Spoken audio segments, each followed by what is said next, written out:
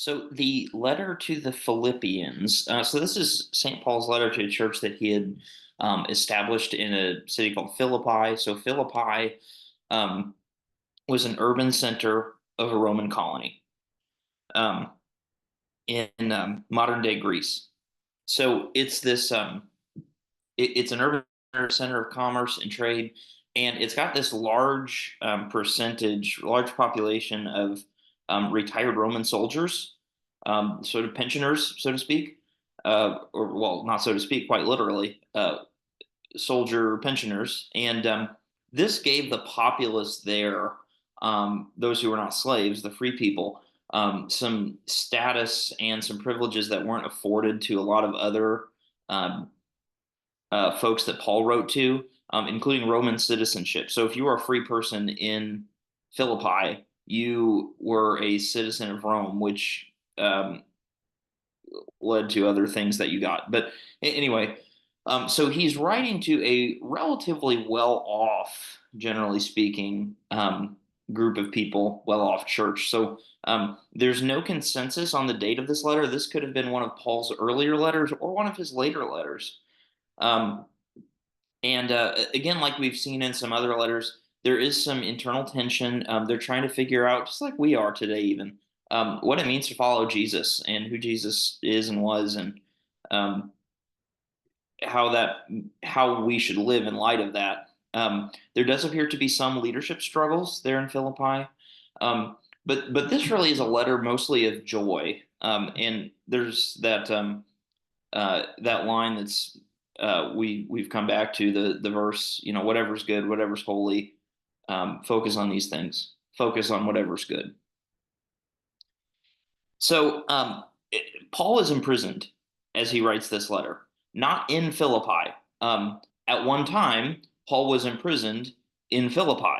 Um, I've I have been there. I've seen the actual prison cell that Paul was in because Philippi is deserted now. It was deserted a few centuries after Paul, but Paul is imprisoned somewhere else in as he writes to the church in Philippi. So if it was an earlier letter, it was probably in Ephesus where he was imprisoned. If it was a later letter, it was probably in Rome. We don't really know, but we do know that he was imprisoned. So the church in Philippi had heard this through the grapevine that Paul was imprisoned, and you can imagine that if you look up to somebody like Paul, he's your sort of your church planter. Um, that could bring some difficulty, maybe a sense of hopelessness. But Paul he writes to them to reassure them of his undiminished joy and his confidence regarding the outcome of whatever's to come, and he thanks them for their support and friendship. This really, even in the midst of his imprisonment, Paul shares a lot of joy, which is just it's very prominent in Philippians. So there's a lot of great stuff in Philippians. One thing I just wanted to share with you, it's called we call it the Christ hymn. So this is Philippians 2:6 through 11. And if you're reading a physical Bible, you'll probably note that the margins are kind of funny. It almost looks like a psalm, the indentations and everything like that. So that's because this is a hymn.